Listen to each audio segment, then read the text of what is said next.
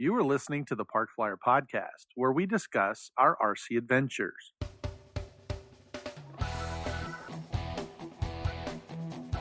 Welcome to the Parkflyer podcast, where we discuss the ups and downs of the new RC Flyer.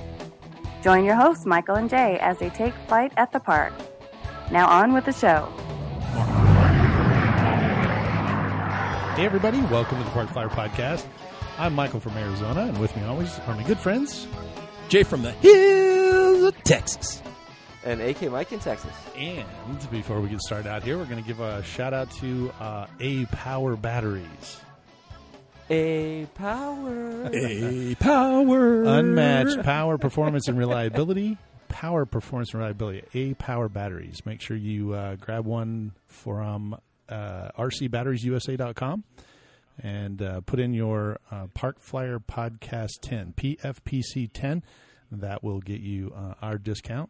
And let's see, who else? 3D Aero Ventures. 3D Aero Ventures. Come on, we gotta get a better jingle. Come on, people. That's true. Yep. We need some help. We need some help here. There you go. If you can think of a jingle, send one over to us. Forum doesn't mean a thing if it doesn't function. 3D Aero Ventures aircraft not only look good, they are engineered with the care and pride to fly great as well. Enjoy your flight, and don't forget to share your creations with the 3D Aero Ventures community. You can go to 3daeroventures.com, learn more about it. Build your own beautiful, functional, and 3D printable aircraft. So we need that guy from that does the movie things in a world where we can do that. I mean, if you don't like the way I introduced it, then we can actually have someone else do it. But yeah, and we can actually. No, I'm just saying instead of maybe the music or whatever you want to call what we did. We could do that. You could say in a world where you need batteries. A power batteries. Well, in the apocalypse. So in the zombie apocalypse, who are you gonna look for battery power? It's A power. Do you want something called Energizer, or do you want something called A power? That's awesome. Well, we're going to give a shout out. One of our listeners actually got in touch with me and Bill down in San Antonio, and he asked about it, and I think he just ordered some too. So we're looking forward to hearing his report on what he thinks of the new 6-cell batteries that he's going to be flying in his EDF. And then, Mike, you were telling us earlier before we went on the air that you had a motor or something you put on your paramotor. Or something. Yeah, so I put a new starter on my paramotor, and I powered it with two 2200 because that's what batteries I have. Right. 2 3-cells, and I put them in parallel. I guess it was parallel. Mm-hmm. And that thing, it cranked it right over. It was awesome. That's great. Well, good. All right. Well, rcbatteriesusa.com. Go in and put your Parkflyer podcast PFPC 10. And what I failed to mention on the 3D Aero Ventures is if you are downloading a program, put in the word Parkflyer, and you'll get our discount as well. That'll help us out. So we appreciate all of the support that you give to our sponsors, and we appreciate them as well. So give them a try. Let us know how to. Hey, Mike, I want to say this too. If someone wants to send a jingle to us, they can just call our number 830-444-4943, and then do the jingle for us. There you go. They can. No, we could even just use their jingle voice. We don't even have to do our version of their jingle voice. That's right. We could just play it. Do it even better. That's less for us to do. Better. Speaking of our phone number, which is 830-444-4943. Steve Wattenberg up in New York, who has called us a couple of times, he sent us a Facebook page or a Facebook message that said, thanks to us, he's out flying his Hadron. And congratulations to him. Let us know, Steve, how it goes. You can either post it on our Facebook page or give us a call and let us know what. Good luck. Good luck. That's right. Good luck. Is that the escape guy? Yes. He does not like us. That's been stalking us. I'm sure. And I just named him that too, so that's going to be even better. So that's not nice. So here's the good news: is that somebody else posted. It's kind of funny. If you're not on our Facebook page, go to the Parkflyer Podcast Listeners Group. We have a bunch of good guys on there, and it grows every day. I get requests for people to join, but Steve and another guy were talking about going out and flying the Hadron, and he said it's a 3-cell. The other guy said it's 4S or no S. So that's T-shirt time. That's a T-shirt quote to go, for sure. 4-cell. 4-cell or no S? It is a T-shirt. That we should do that. 4S or no S. Trademark. That was awesome. So Trademark. Yeah, there you go. We're going to have to put it in there. So, well, this has been a really great time. We are going to touch today on one of our listeners, Philip Hinkle. We've had him on the show before. He actually came down to Arizona on a trip, and we got to meet. He came out to the field, and he flew my EDF, the little L-39. And, your L-39, that's right. Out with me. And plus, he also, didn't you meet him up there in Oshkosh? Oshkosh Bagosh? No, I did not meet him in Oshkosh. He goes to Oshkosh on a regular basis, but this Right. year they canceled it. So yeah, I know that he was talking about that on our website. He was talking about that. Yeah, so he put a bunch of his little P-51 and some Mustang, or his Mustang, and some other airplanes out, right? And took a picture of him and said, "If I can't go to Oshkosh, I'm creating my own little one, and on my own air show." So, but he is very active in the RC community. I know he's out there flying. He's pretty active on our website, and he has a YouTube channel called The Casual Pilot. And he actually got, according to him, he got a Typhoon from someone. And as the story goes, or as he was telling us that, if you watch his video, he'll tell you as well. But he said somebody was building it. The CG was all kind of off. And wonky. I think the technical word is wonky. And so the guy said, Janky. it feels really out of sorts. And he built it and then said, I'm not going to fly it. I'm done with it. And so he called Philip and said, hey, come get it.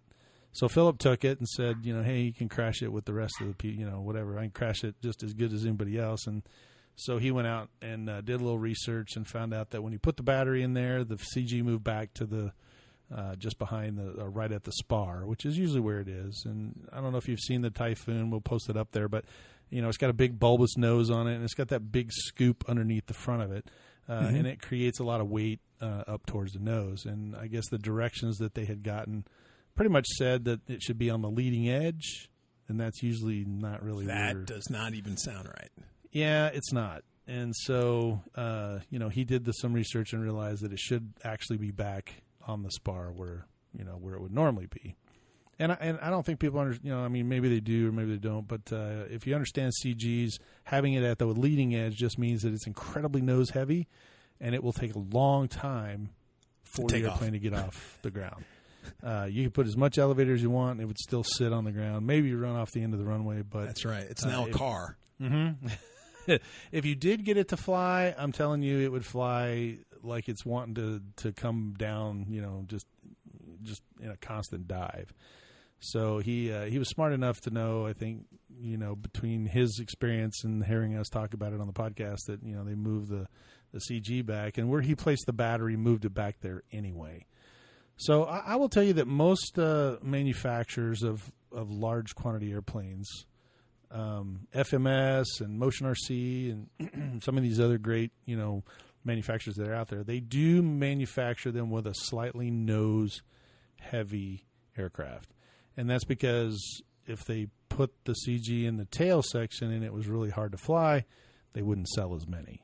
So right. I think you gave a classic example with Spencer with the F-16, right? Because Correct. the F-16 is inherently unstable. It's an unstable aircraft. Correct. It's not built to be stable and easygoing when you let your hands off the controls. It's meant to turn on a dime and just go wonky the minute you let go of it. Right. Because that makes it a great fighter plane. Right. Not a good docile trainer to be flying on. And you couldn't really sell that type of airplane to the public and actually have them enjoy it because, they're not F-16 pilots that are flying them. They're, hobbyists. And so if you want to sell it, you have a little bit more of a nose-heavy, CG on there. And right. A prime example is our A-10s, right? The A-10s that we bought from Motion RC, they were slightly slightly nose heavy. Nose heavy. And when we moved our CG far enough rearward, it made for a totally different airplane. So now we do have, some very expensive Demon Cortexes in there that kind of help it out. But for most of the time, even if you didn't have the Demon, if you just slid it back a little bit, you just want it to be able to fly, hands off, with a normal CG. If you have a little bit heavier CG, that's good for a maiden. That way you can, kind of readjust it as you get more comfortable flying the airplane. Right. So. And in fact, when we were down there for one of our for the air show, and Mike had brought down his night flyer, you would moved back the CG for him, and the aircraft handled so differently. Mike was like, "Oh, I don't know if I like this." That's true. You weren't really happy with the fact that we were flying it at night. Because I did. Well, that was very unsettling. Mm-hmm. Yeah, first of all, mm-hmm. And then it was flying on the bubble, so it's That's not. Right. It's not like I can see it. You guys could see it, but I couldn't see it very well in the sky. Mm-hmm. So I didn't even know when it was on the bubble. Like I couldn't even tell. Right. So for me, it was flying like sometimes tail heavy, sometimes not. It felt like it was all over the place. Sure.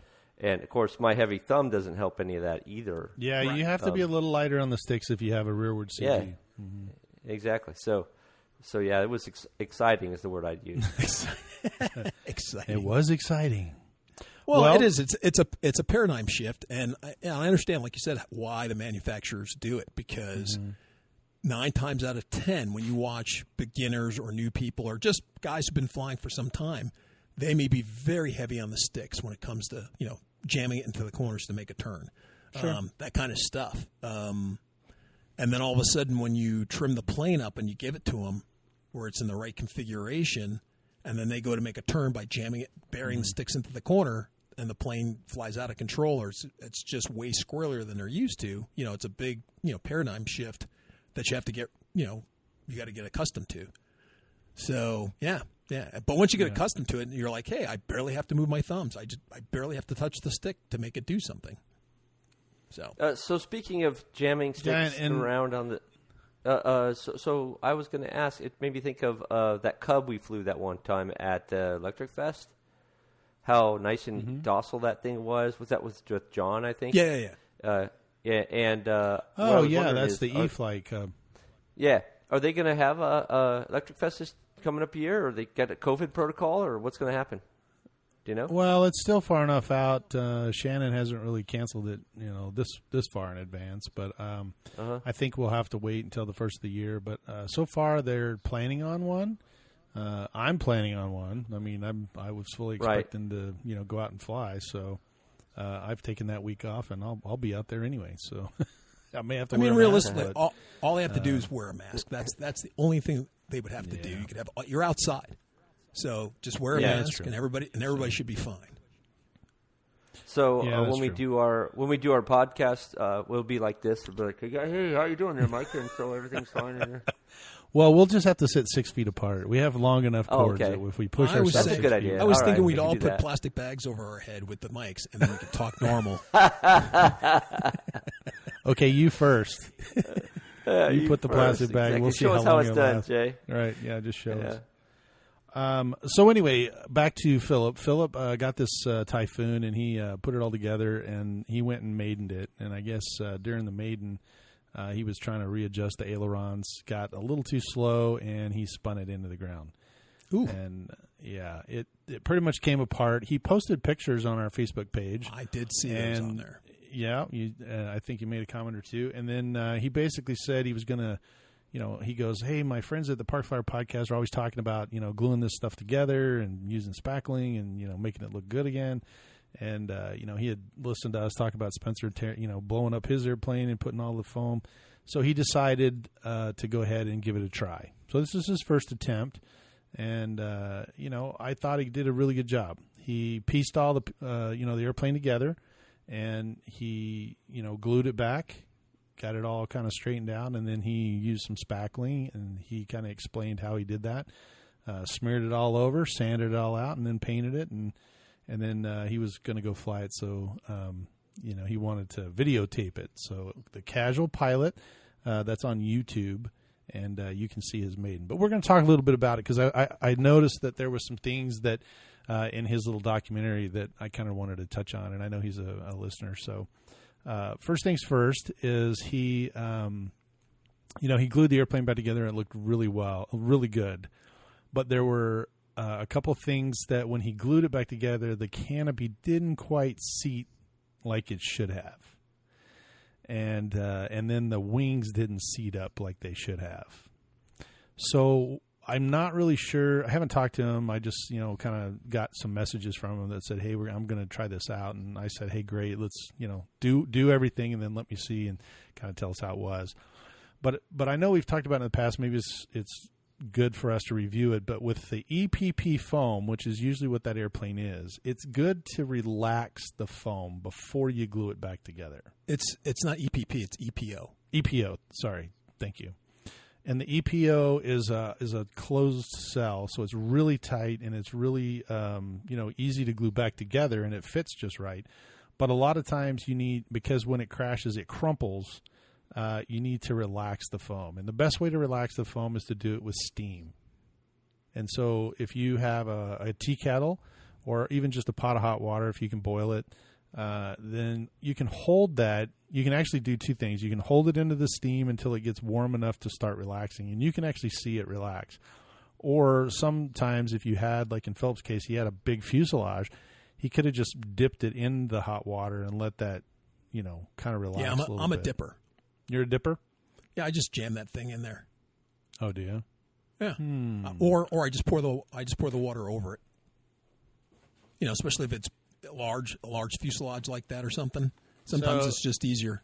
You can't see it if you're listening to our podcast, but I've got a steam cleaner, and it just has this little nozzle on the end, and that's good. It actually steams it. That would actually work. That would be pretty good, and you can do your clothes. So yeah, I can do a lot of things. And you get rid of the wrinkles. Yeah, it's really not for the wrinkles. It was for my printer. But okay. Anyway, I can use that steam, and it's really focused, and so I can just kind of steam it. I think I got it on Amazon for $30 or so, and it's not the highest end thing, but it does have a little connection, a couple of different connectors to be able to manipulate the foam. Yeah, the nice part about that is it's small enough that you could jam it up into a fuselage. Mm-hmm. You could. Because that's the only reason why I'm a dipper or just pouring the water over it. And not to say that that's a bad thing. I mean, it does work. The bad part is that sometimes it may expand a little too much, or it may just, you have a little bit more control with the steam. Mm-hmm. It's just that sometimes it takes a little bit longer. And for me, if you're boiling a pot of hot water and you stick your fuselage in there and you go too far and touch the bottom of the pan, you're pretty much going to deform it's going to melt the foam. I mean, the foam will melt in the hot water, especially if you touch the metal part of it. So it's got to just stay either in the water, or you can just focus that steam on it and it'll kind of relax. What's that? That won't happen at all. Oh, yeah, that won't happen. That would never happen. No. Never. So having said all that, because he took two pieces, the front piece and the rear piece of the fuselage, and he melded them together. And, in my case, like I said, I haven't talked to him. He may have used the steam, but I'm going to probably guess he didn't, because those pieces were not sitting correctly. And had you relaxed some of that foam before you actually glued it together, then you could have fitted those, right as you put the glue together, you could have kind of fit it and make sure that it all kind of went together. And you will use less spackling because you won't have big gouges gaps in it or whatever. Yeah, that makes big sense. Gaps. Mm-hmm. So, and then the type of glue that you could use, I know Gray's, excuse me, I know that, we've talked about different types of glues. Gorilla Glue is okay to use, but it is a foaming glue, so it could push the fuselage apart. Mm-hmm. So you have to be very careful with that. Beacon's foam tack works real well, and I think Jay has used Quick Grip as well. Right. But the one thing I will tell you about Quick Grip, if you put Quick Grip together and push it and don't let it outgas, it can eat your foam as well. Right. So those are some and it depends on the EPO type of foam. Some are resistant and some of it isn't. But pretty much I tend to use that only on more plastic pieces, or if I'm not too sure of the foam, just EPP foam. That type of stuff. I never have a problem with that stuff. Well, and as long as it's in an area where it's going to get air on both sides of it, I would never put it inside the wing and then shove something in there. It'll eat the wing. Or it works really good. Got to have air to it. Like you rip your hinges off, the foam hinges. Yep. It works really good for that. just to dab that on one side and then tack them back together. That because it's flexible. Yep. Right. Well, so yeah, he kind of explained on his video that he basically, glued this thing together, and now he's got it all covered in spackling. So here's a couple of different things. First of all, if you use a lightweight spackling, lightweight spackling works really well with water. So if you took a sponge and you wiped just like didn't get the sponge like soaking wet, but just kind of squeezed it out where it was nice and moist, and you rubbed it over the lightweight spackling, it will actually smooth out the spackling. So rather than sand it, you can sand it, but if you didn't want, like if you had a big chunk of it on there, you would want to sand it. But if you just had light pieces that you wanted to kind of form, you could use water, not a lot, but just enough to get it wet, and that would smooth it out for you. Now, I will tell you that just the up-close, video work that he did for his airplane, it looked fabulous. It really, really did look good. I think he was even impressed because it was his first time around, and we'll have to, get some input from him. But, for us, it's kind of an old hat, but for someone that's just trying it out, you may not know that it will work just as well with a sponge and water as it will with, sandpaper. Now, sandpaper will actually rough up the, the outside of the foam because the EPO foam is in a mold. And so that mold is really slick. They have a mold release agent on there, and so it becomes really smooth on the outside. And if you use sandpaper, it can rough that edge up. But if you use water, it won't rough it as bad. If that makes sense. Does it make sense? I think it makes sense. Yeah. So anyway, once you get the spackling all done, then he mentioned that he was looking to paint it. And he didn't really have an airbrush, so I think he bought a couple of $1 paint, and then he just kind of put them on there. He didn't really explain. I don't know if he brushed it on there. I think that maybe he sprayed it or brushed it, whatever the case may be. But the reason I want to bring that up is because Harbor Freight actually sells an airbrush. I think it's $14, and if you take a coupon in there, sometimes I can get it for like $12 or something around in there. Okay, so once again, explain what type. Are we talking like the little dainty, airbrushes, or are we talking like the quarter mega, I got to paint my room airbrush from Harbor Freight? Which one are we talking about? So they have both. They have a little airbrush that you hold in your hand. It's about the size of a pen, right? I mean, it looks about like this, and you kind of hold it like a pen, and then you push a little button on there, and it airbrushes. And if you're doing really fine detail work, that's a really good brush. It's inexpensive. I wouldn't put it on the. Mike used it. I think when he was at my house, he got to use it. But yeah, when you guys were doing the my gosh, I can't believe I ruined the plane because I smashed it up because I hated it so much. You did. You hated it. I got an award, and I got an award for it too. You did. Yes. Yeah. So it's a multiplex. If that helps you out. Yeah. Still can't remember. Still nothing. Is it old, Mike? Want to help him out? I like that you're letting him suffer through it. That's nice. It's a fundraiser. It's a fundraiser, right? Exactly. It wasn't fun for me. No. Oh. It wasn't fun for a couple of seconds. It was fun for a couple of seconds, and then it kind of went right to the ground. But yeah, Mike was able to use the airbrush on the fundraiser. So they do have a little one. It's about $14. Then they actually have a larger. It's a HVLP, high volume, low pressure, and it's more like a trigger. It's not like a little airbrush. It's more like a handheld trigger gun. But the good news is that they sell them that they come in different sizes. So they have one that's only like a 20 ounce, and they have one that's like a 64 ounce. The 64 ounce is the one that you would use for your automobile. It's okay. A big gun. It has a big can on the bottom. It's a siphon feed, so as you spray it, it's got a really wide spray pattern. But they also have a smaller one that works off an air compressor, and it's a gravity feed, which means it's got a little tank on top. It's only about 20 ounces, and that one has a much smaller spray pattern. So if you're going to spray like a larger area, like if you were going to spray the whole airplane gray, an airbrush would take you a long time to do that. I can attest to that. Right. So the HVLP gun that they have at Harbor Freight, I think runs, criminy, I can actually look it up real quick here. It runs about $15. and it's just a 20 ounce, and you can get it once again if they have one of the sales, you can get it for less. But as long as you have an air compressor, you kind of put I always put I call it an apple, but it's a filter, a water filter. So it looks like an apple. You can buy it at Harbor Freight too. It's about $3.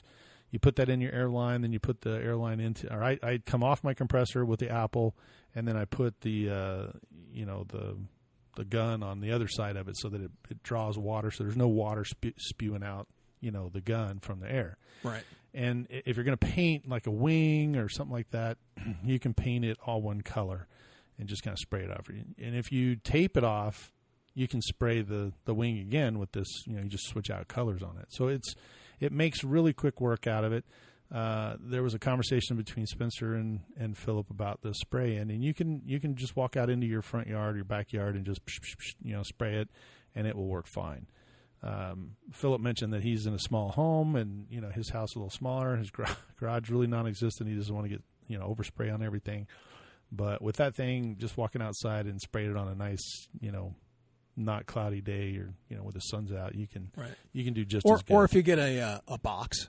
If you see a big old box, or you can go to Home Depot or something and buy a like one of the moving boxes for like $5, and then you just kind of cut it open and you could spray right inside there if you're in somewhere smaller and you don't want to get overspray in your garage, and that'll help out a lot. And then you can just fold it back up and stick it in the corner.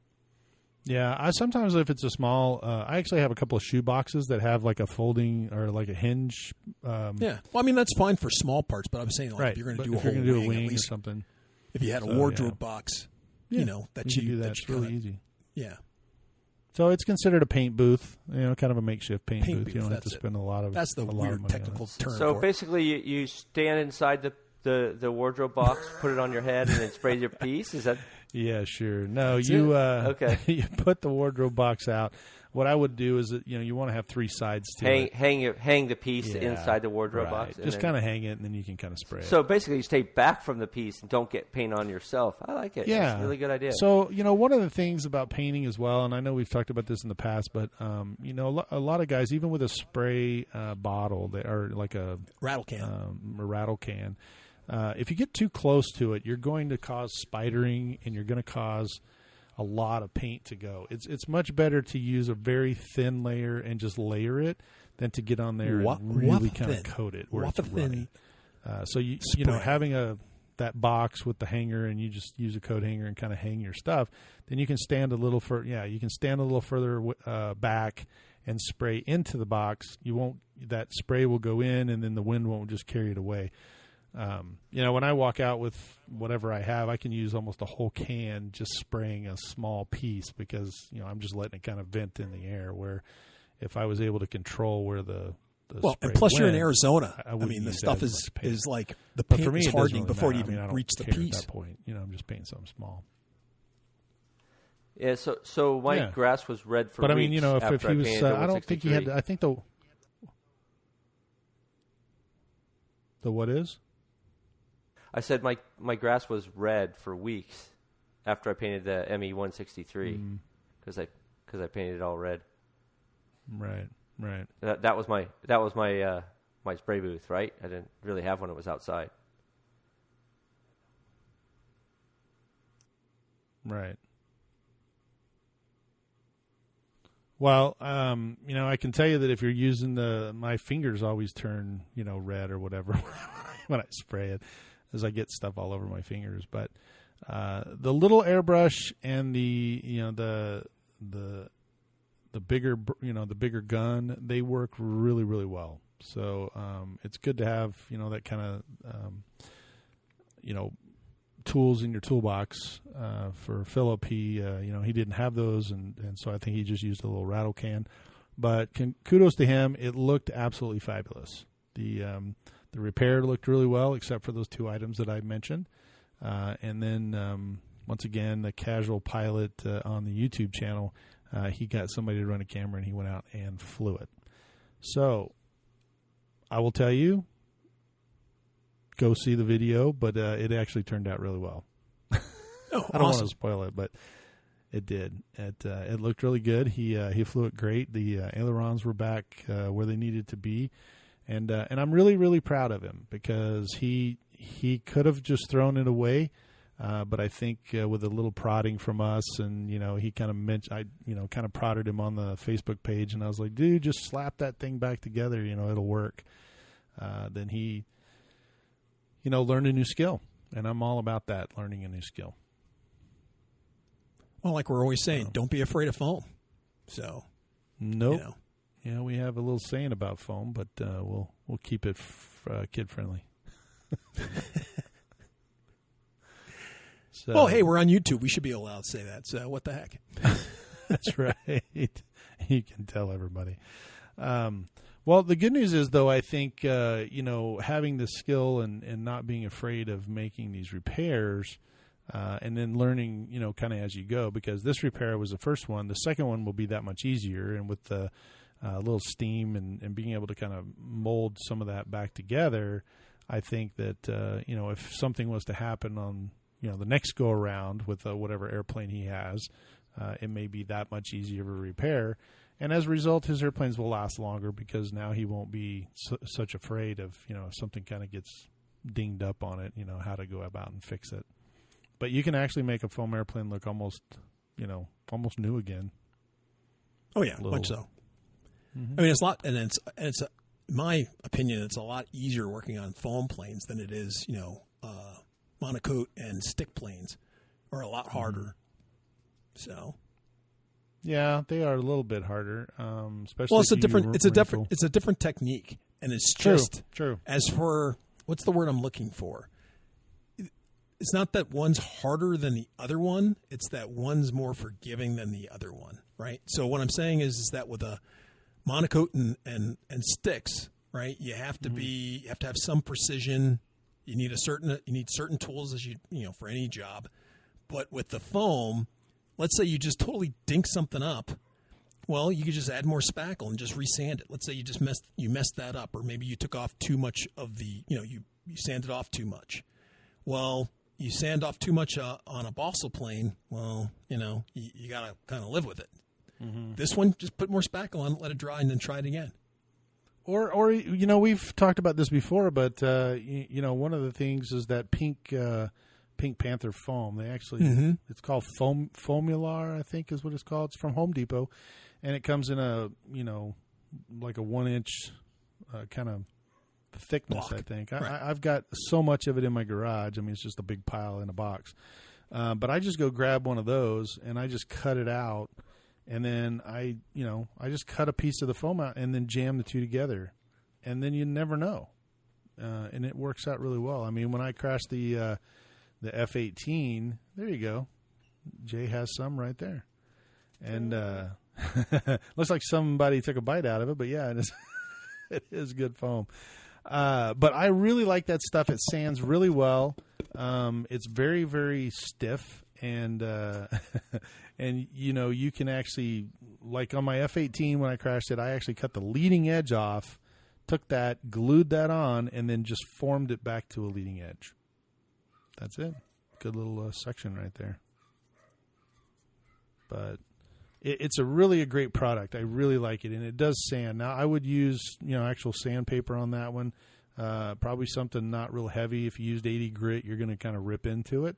But if you use something in that 120 to 300, you can takes a little bit of time, but you can sand it down to exactly what you need. As a matter of fact, I think, Jay, don't you have that little really lightweight glider that has the nose section made out of that stuff? Yeah, sure do. The I can't remember what it's called, a butterfly or something that you have. Anyway, feather squared.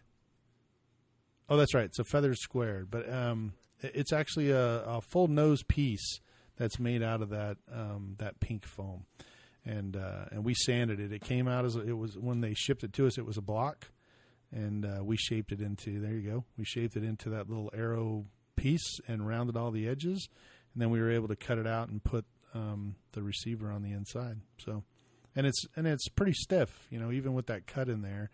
Once you glass over it, because you can actually put fiberglass over it, and you can smooth it out, and it works really, really well. So I'm a really big fan of that pink foamular when it comes to repairing. So if you had a big chunk, Philip was pretty lucky. He had all the pieces together, and he was able to kind of just meld them, kind of put them all together. But I do know that, when we crash airplanes, sometimes chunks disappear. We don't know where they went. And so now I have a big chunk out of the wing or out of the fuselage, and there's a hole there. What do I do with that? I just, cut out of the hole to make it, accept one of those pieces. Take a piece, like a spare chunk like this, and then just put it right cut in. out a rough piece that looks like it'll fit in there, jam it in there, take a razor, make it smooth or almost smooth, and glue it in. And if there's any points that are kind of chunky or holes or divots that are in there, then slap that spackle in there. Wipe it over, like Mike said, with the paper towel, get it semi-smooth, and then after it dries, with the sandpaper, good to go. Yeah, and it works really well. I have repaired a whole bunch of foam airplanes with it. So, and it'll stick to pretty much anything. It'll stick to the EPO, EPP, the Blue Core stuff. Even the EPS, which is the beer cooler styrofoam. It's a little heavier than the beer cooler styrofoam, but if you cut the beer cooler styrofoam, you can match those together. They'll sand really well. But you got to be really careful with that with that EPS foam, because the densities, the pink foam is way denser, right? That's so true. if you go to sand, like really, I got to smooth that out with the sandpaper, you just touch or look at the EPS foam wrong. I mean, you're, whoa, I just took off, I just sanded it down to nothing. Or it beads. It's very beady, so the beads pop, will break apart really easy. And so it's not as compressed foam as the EPO. So you have to be real light on the sandpaper with that stuff. Right. You have to be really careful. You're more interested in sanding the pink part of it than the actual other foam. Yeah. You're just trying to match it. So but you can lay something over it. I've actually put blue painter's tape over the top of the foam. And then sanded over the blue painter's tape, and then that'll keep it from really roughing it up. That's a good idea. That's a very good suggestion. Now, the one thing I didn't ask Philip, we really should. Hopefully, when he listens to the podcast, he'll kind of give us a heads up. But what's that? He paint matched it. He actually matched the paint. So I'm interested to see how he figured that out. It's really easy. In fact, I read about it, I think in the AMA magazine. But basically, you let's say you had a foam chunk that's left over and it's painted, or you have the parts and pieces like in a bag. You walk into any paint store, Home Depot, Ace Hardware, and you walk up to the guy and you go, "Hey, I need paint to match X," and you show him the piece, and the guy will just grab it and he'll go over to the little scanner, scan it, and he'll go, "Okay, we can match that paint," and give him 5 minutes, and they'll throw the pigment in there and give you a pint and give you exact. Now that's pretty amazing. It's quick and it's easy. So I don't know if he actually went to Home Depot and matched the dollar paint that he bought, but I think he may have, just knowing the color palettes. I think if you put two drops together and kind of get it close, you can, I guess you could do it old school. His was like dark green and gray or something like that. Let's give it a shot. He didn't really talk about how he matched the paint, but I am interested in that. So. Yeah. Maybe he can reach out to us and give us a post on Facebook again and let us know how to match the paint. But I give a shout out to Philip. He did a great job. I was really, really impressed for his first time around. It looked really good.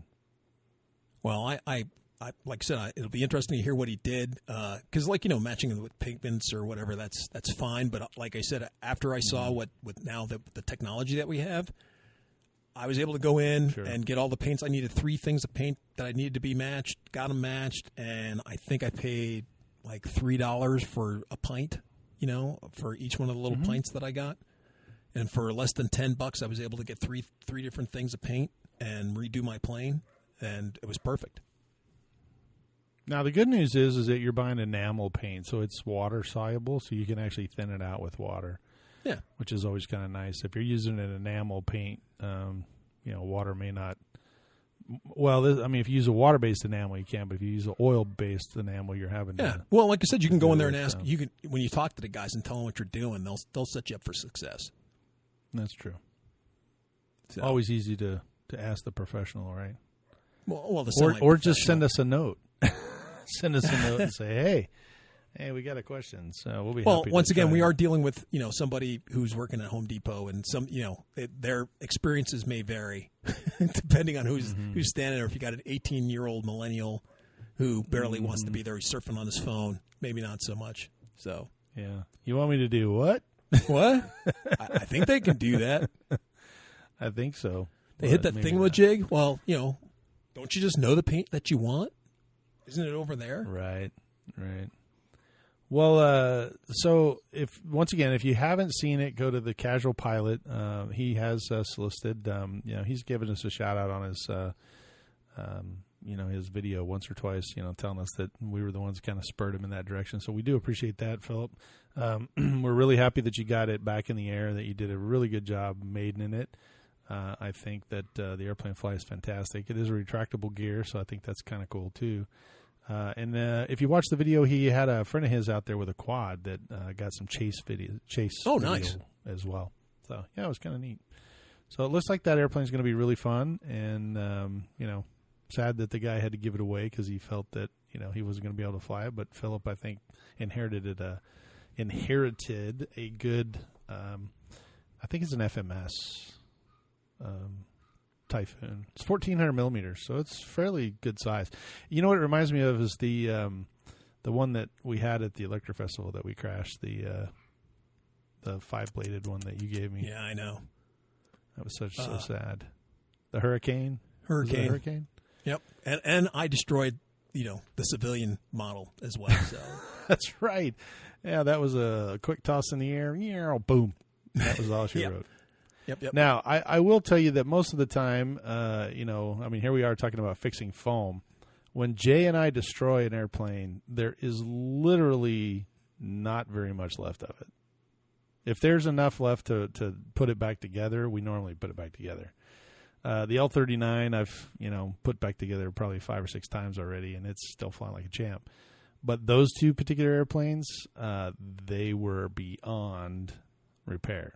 Right. Now, beyond repair for us, if you gave it to somebody else, maybe they could piece that thing together like a puzzle, but it was not for us. Yeah. That thing was pretty much looked like it exploded. The main thing is 6 pounds after you added all the glue, right? Yeah, pretty much. Yeah. By the time you had glue, you just need a stick of glue. I used the whole bag. That's right. A 10-pound bag of glue sticks, and he uses the whole thing. For my particular, was it the Hurricane? Yeah, I think it was a Hurricane. What is the Rare Bear? I think it's the 47 P-47. No, the Rare Bear is the one that's that. I think that's the F8. But this one was F8, the Hawker. It was the Hawker. That's it. Hawker Hurricane. Yeah. Anyway, it was the Navy version. It was, I think it was a Canadian or something, but it had the big, looked really good. And but the prop came off of that. The motor mount dislodged, and so not only did the motor mount come off, but the propeller turned sideways and just like a buzzsaw through the foam, and then chewed through the electronic speed controller wires, and that was pretty much it. After that, the airplane just departed control flight, came apart, and hit the ground, rocks, broke into a million pieces. I think we were out there for 10 minutes trying to pick up all the pieces just so we wouldn't leave anything behind. That was pretty sad. It was pretty sad. And it was flew a good thing really I got well. Yeah, once we got it flying. But taking it off, it had a little bit of, remember, because it kept, it would get up and it would just around the nose, would come over. You had to be really, really gentle. So that's pretty funny because on Philip's initial, the second, the maiden that he just did on this Casual Pilot video, he started to take off and the airplane just made a left turn and went right into the grass and set up on his nose. And I thought about you actually when you were trying to fly that that particular airplane because it was always you'd always like get it up on the nose and grind the prop down. So I was going to tell Philip you need a little bit more right rudder, which he figured out the second time around. As a matter of fact, he put enough right rudder to kind of go the other way, but it definitely got airborne. So, I thought that was only on my fundraiser in the ME. No, I mean that ME is like a right angle takeoff. Yeah, pretty much for that thing. Mm-hmm. Well, the bigger the airplane propeller on it, the more torque you have on it. It's going to turn to the left. It's going to have that left turning tendency. So you're going to have to take off with a right stick. Just a little bit though to kind of keep it going straight down the runway.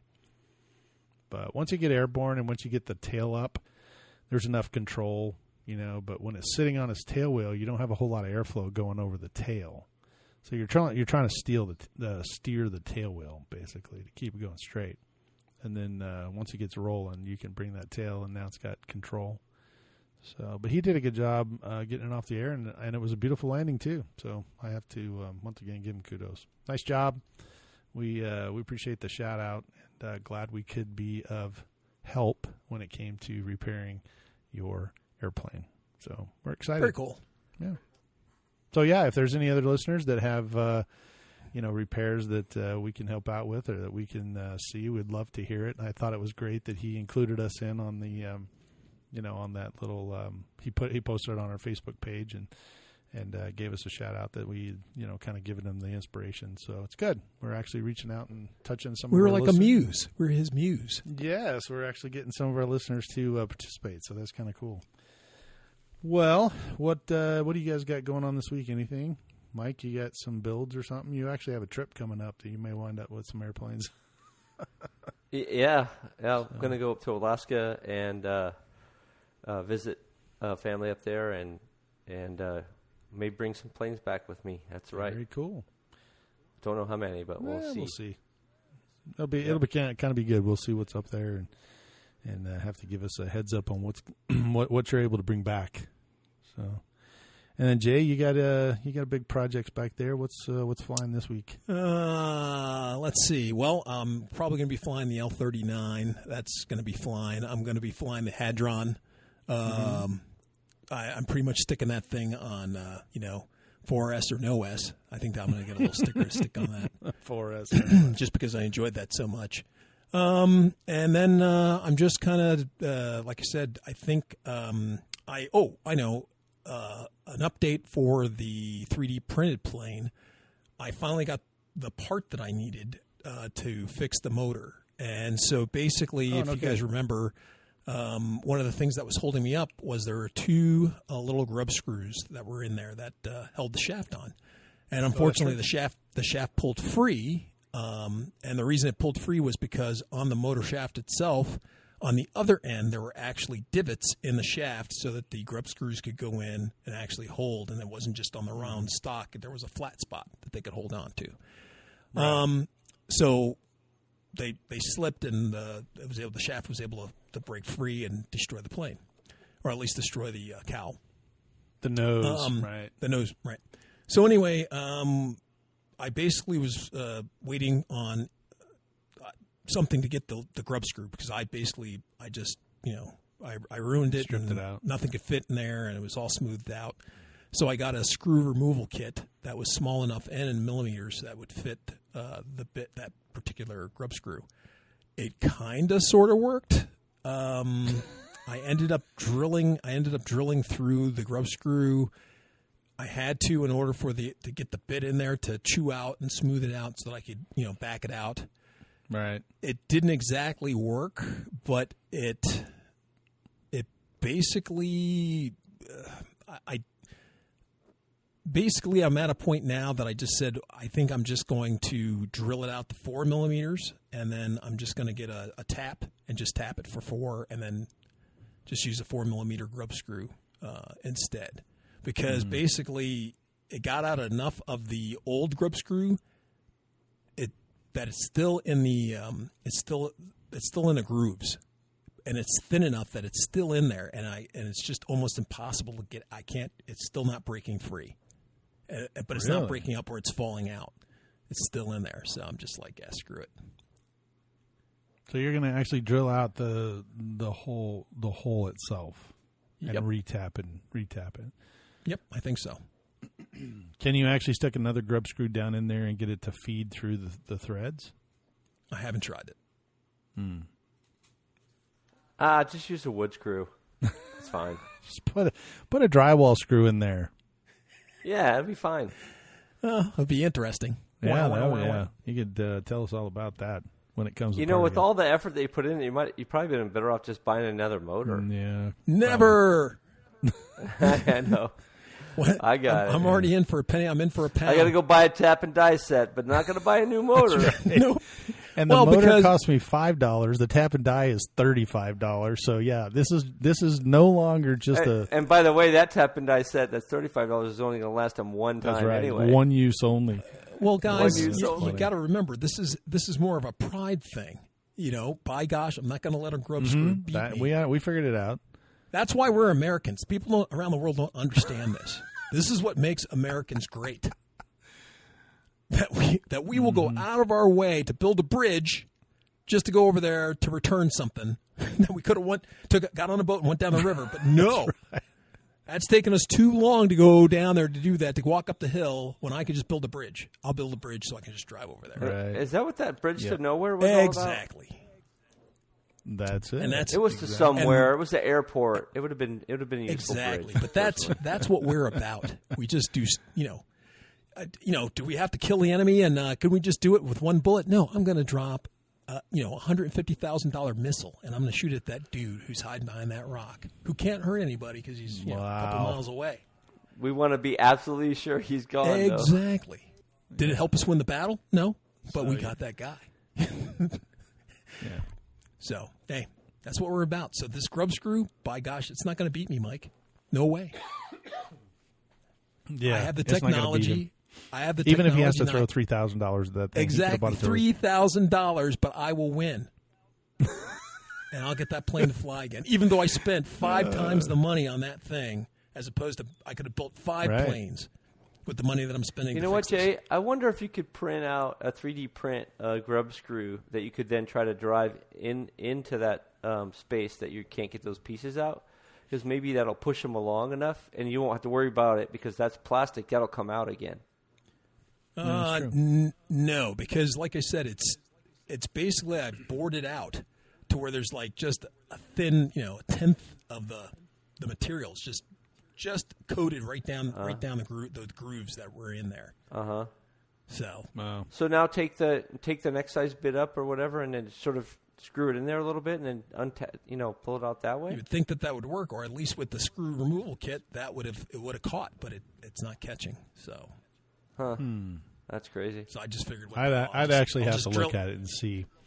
And I feel really bad for Jay because sitting in my garage right this second, exactly this second, if I was to walk in there, is a whole boat load of tap and dies for what he needs. And they were at his house. But I brought them home. What? Oh, that's right. You brought I got the whole set from San Antonio. I even have the arm that drills down into it. The whole deal, man.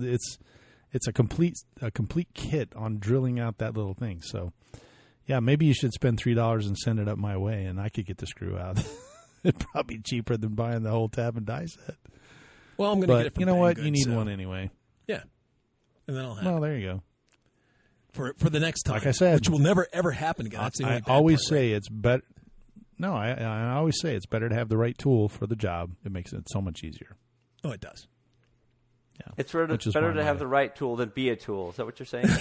That is exactly what I'm saying. Jay's a tool. I'm the tool. That actually was a really good one, Mike. That was really just delivered perfectly, right on time. So making shirts right now, so we're good. That's crazy. Well, that's good news that you're at least working on that. I'm excited about finally getting it done. It's only taken 3 weeks to get the grub screw out. You'd have thought that bigger hammer or something. So. Did you try to heat it out with your TS100 again? Did that not work? The heat? I did heat it up, and it worked fine. Okay. But it didn't break it free like I was hoping. Because I was just thinking the guy might have put some Loctite or something in there, or by expanding it anyway would just help with breaking it free, and it just did not. If he cross-threaded it, you're kind of hosed. It wouldn't have come out if it's cross-threaded. Right. Yeah, I mean. You're to the point of boring it and putting a new tap in anyway. Yep. Yeah. So, if I'm not mistaken, didn't you get one of those pick sets like I have that has the real small pick? You couldn't get in there and just peel it out? I tried. In fact, I did get a bunch of the stuff done, and I just redrove the shaft through there, and it kind of caught everything and bent it up, and I was able to pull it back out, and I got bits and pieces, but I never got a piece that was big enough to break off or to start it turning, and that's just the thing. It's just being difficult, man. So that's why I've come to the conclusion it's just better to drill it out and then retap it. Yeah, one size. Sometimes you can just run the tap in there, and it will run through those things. Like you don't have to drill out to the next size. Use existing you just tap. get the tap for Henceforth, that size. I need to get the right tap. There's a little creature back there. Oh yeah, I see him. Oh, I'll have to censor that. I know what she's about to do. Censor. Yes. Well, speaking of censor, there you go. She's looking at you. Good girl. It's funny that you mentioned that. I know this has nothing to do with the Parkflier podcast, but our house went on the market, this week, and we posted a bunch of pictures, and I posted a picture of the backyard. And anyway, we didn't really think about it, but we started looking at the ad, and she goes, "Oh, look, there's one of our dogs." And I started laughing because the other little dog, the one like you have, is out in the yard doing his business. And he blends in perfectly with like the vegetation. So when you first look at the picture, you don't see him. But then after a while, you're like, "Oh my gosh, look at that dog." He's like right in the center of the photo. So I had to delete He's fertilizing. it. He is. He was fertilizing. But it was pretty funny because he was just standing there, kind of looking at the camera. I totally posted this as one of the pictures to sell a house, but I took it down. So there you go. That might be the thing that make people know that real people live in that house. It would say, "Hey, look, these people are real. The people that live in this house are real. Funny. Here they are." Exactly. Well, I just real quick worked a little bit with Spencer this week. We did some graphics work. He's putting his Rebel together, so we did some. We did a kind of a some paint masks for the Rebel. And I did the bottom part of it, so he came over and did a little bit of that. So that's what I did this week, and I got my cockpit for the jet, the L-39 jet. So I've been looking at how to put two pilots or whatever in there and see how that goes. So we'll post a picture of that and so you can kind of see it. But yeah, that's about all I've done this week. I've been working mostly. Because I took that big vacation, now I got to kind of make up my time. So I've been traveling a little bit more for work. But anyway, that's hard to believe. Our hour is up. It is up. I know. It's crazy.